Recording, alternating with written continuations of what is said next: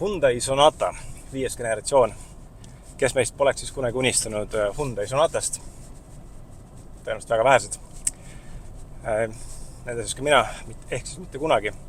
Aga ometigi 2004 aastal esitatud 5. generatsioon saabus Eestisse müügile täiesti uue autona. Hämmastav. Ja see konkreetne pill ostatigi uuena Eestist. Keegi müüs ilmselt kunagi oma vana Lada maha ja läks esindusse ja võttis sealt väga uhke 2 diiselmootoriga ja 6-käigulise manuaalkastiga Hyundai Sonata. Ilus musta värvi auto, kroomliistud puha, istmesoojendused, mis see veel põnevat on. Mõtlen. Suurt ega väga polegi. No okei, taga parkimise andurid, mis konkreetselt siis töötavad seal autol. Konditsioneer ka töötab. Ja elektrilised peeglid. Ega seal suurt midagi polnud. Miks minul selline auto? No taaskord tuli ta läbi mitme vahetuse. Mul oli selline pisike huvitav aparaat nagu Smart for 4. Ja ütleme nii, et turg sellele autole nüüd väga elav ei olnud. Ehk siis tegelikult huvilisi oli üsna kasinalt. Ja ometigi oli edasi liikuda, siis kui ühel hetkel tuli siis vahetuspakkumine selle konkreetse Hyundai Sonata kohta siis, või vastu, siis tundus nagu okei diil. Seda enam, et Hyundai oli läbinud värskelt tehnoülevaatuse, mis on alati nagu odava segmendi juures suur pluss. Ja lisaks oli värskelt ka hooldus tehtud, nii et just kui kõik klappis. Ja tegelikult proovisõidul tundus see Hyundai päris okei auto. Sõita oli okei. Välja nägi nagu enam-vähem. Ta ei ole ju kole auto iseenesest, ta on küll meeletult igav, aga päris kindlasti ei ole kole auto. Kuidas ta sõidab üldse? Tegelikult see vedrustus on tal üsnagi siuke pehme ja mõnus, ameerikalik. Eks selle auto tegelikult turg oligi rohkem nagu Ameerika, ja siis oli see vedrustus ka kohandatud siuke Ameerikaks. Nii et maanteel väga okei oli lasta sellega. Roolitunnetus muidugi oli siuke nagu hägune ja võib-olla mitte nüüd nii terav ja täpne, kui sa oled harjunud mingite Saksa masinatel. Et jah, suunda sai muuta see rooliga, aga midagi nüüd erilist siin nüüd ka ei olnud. Et ühesõnaga nagu halb ei olnud, liiga hea ka ei olnud. Istmed mulle absoluutselt ei meeldinud, või siis ma lihtsalt ei saanud enda järgi kuidagi paika, nii et kuidagi siuke nagu istuks kuskil vanaema vanas tugitoolis, et istuda saab, aga nüüd liiga hea ei ole, et kui sa harjunud paremate asjadega. Ühesõnaga, sai siuke käkk toodud. Mis ma temaga tegin? No tegelikult tal suurt midagi tegemist ei vajanud, sest tehniline pool oli ju siuke üsna viisakas ja korralik, kõik töötas, toimis, õlisid ja mahlasi välja ei lekkinud. Et nagu justkui polnud midagi teha sellega. Ainuke asi oli see, et mõnes kohas värvi alt oli siukest mullitamist juba, nii et ma tegelikult täitsa kaalusin siin teha siuksed kodused keretööd ära. Et tõmmata see rooste minema, ilusti hapet, pahtlit, värvi, lakki, kõik jutte. Ainuke häda, et ikkagi kuna juba see auto tuli mulle ju, kui nüüd eks siis novembri keskpaigas, siis õues on seda jube külm teha. Ehk siis tegelikult mul ei olnud siukest mõistlikku pinda või kohta, kus saaksid värvitöid teha. Ja seetõttu jäi need keretööd ka nagu hetkel sinna paika. Tegelikult ma arvan, et selle auto hinnaklassi arvestades, kas see väike roostemull oleks mõjutanud hinda. Pigem ei. Aga siuke, ütleme, tegemise rõõm oleks ikkagi olnud, et tegelikult oleks taht proovida, et kas saab see tulemuse heaks ja ilusaks. Aga ühesõnaga, tegemata ta jäi. Ja ausalt ma panin ta üsna kähku turgu, sest et see auto oli minu jaoks tõsiselt igav. Sõita igav, vaadata igav. Siuke, ta on mitte nagu mingit siukest nagu väärtust mu jaoks just, kui et mingit elevust ega midagi ei tekitanud.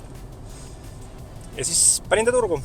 Aga minu õnnetuseks tegelikult, või ütleme siin palju teistel ilmselt sama lugu, lähenemas oli kohe aasta 2025, mis tähendab automaksu aastat. Ja see üritus tegelikult suretas välja turu sellises odavama otsasegmendis. Täis vaikus, mitte midagi ei toimunud praktiliselt. Siuksed üksikult midagi müüdi ja vahetati, aga ütleme nii, et ega telefon ikkagi ei kippunud helisema. ja nüüd oli küsimus, mis sellega edasi saab. Et keegi teda ei osta. Aastamaks kusjuures väga hull ei olnud. Hyundai aastamaks oli 83 eurot, kui ma ei eksi. Registreerimistasu 333 eurot, ilmselt midagi sinna kanti. Nii et midagi nagu hullu ei olnud, aga ühesõnaga mingi hetk oli selge, et Kosilast selle autole ei tule. Ja ma olin vaimselt täiesti valmis juba, et uude aastasse lähen Hyundaiga. Ja ilmselt see jaanuar-veebruar automüügi koha pealt selle automaksu ja regamise tasu tõttu nagu ka ei toimi. Nii et siuke tunne oli, et selle autoga lasen nüüd kenasti kevadeni ära. See mõte mulle muidugi väga meeldinud, sest et kuna temaga sõita ei olnud erutav ja peale vaadata ei olnud erutav, siis ma tegelikult ei tahtnud seda autot. Aga midagi teha polnud. Nii on, nii jääb. Sõidadki nüüd selle Hyundai kevadeni. Ma ei olnud sellega päris hästi nõus, sest et nui 4, aga mina ei tahtnud minna Hyundai uude aastasse, et 2025 peab tulema kuidagi teistmoodi. Ja kuna nagu vahetusi tegelikult pakkumisi tuli, aga ei midagi ka head. Mis ikka, hakkad ise pakkumisi laiali saatma. Aga ühesõnaga jah, ei olnud ka teised pooled nagu vahetusest väga palju huvitatud, sest kõik tahtsid pigem ära müüa, et midagi kätte ei jääks. Kuni ühel hetkel tuli üks vastus, et tundub isegi huvitav vahetus. Mulle tundus huvitav vahetus, sest et see, millele ma pakkusin vahetusvariandiks, legendaarne Saab 9000. Võib-olla isegi tegelikult siin taustaplaanil märkasite, et see auto ei näe seest välja nagu Hyundai. Põhjus väga lihtne, sest see ei olegi Hyundai, see on Saab 9000. Ehk siis Hyundai vahetus Saabi vastu. Sealt tuli põgusalt mõned kupüürid peale. Oluliselt vähem, kui ma lootsin. Nii et kogu selle 1150 euro eest kabrioleti ostmise lugu on ikkagi läinud suhteliselt sinna samma tagasi, kus ma alustasin. Ehk siis mitte kuhugi. Selle vaega, et mul on vahepeal päris mitu autot olnud ja olen mässan nendega ja toimetanud ja kokkuvõttes maandunud ikkagi sinna samma tagasi, kus ma alustasin. Nii et ma täpselt ei kujuta ette, mis selle Saabi reaalne turuhind võiks olla. Aastamaks on tal küll väike, 50 euri tuuri, aga sellest registreerimistasu on üle 460 euro, mis tähendab, et selle konkreetse auto realiseerimine saab ilmselgelt olema keeruline. Aga kokkuvõttes see osa mind ei huvita. Ma olen Saab 9000 tahtnud saada, selle ma sain, aga see konkreetselt ei ole muidugi selle video teema, et Saabist teeme mingi hetk eraldi klipi ja eraldi jutu. Aga selline sai siis see 1150 euro eest kabrio tekitamise sari. Episoode kangesti vähe, sest et kogu see üritus sõitis kenasti automaksu aasta valguses ikkagi aia taha, nii et aga vaatame kui edasi.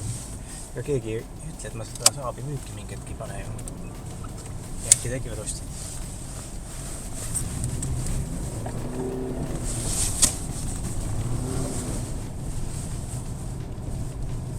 See Saab on ikka päris äge.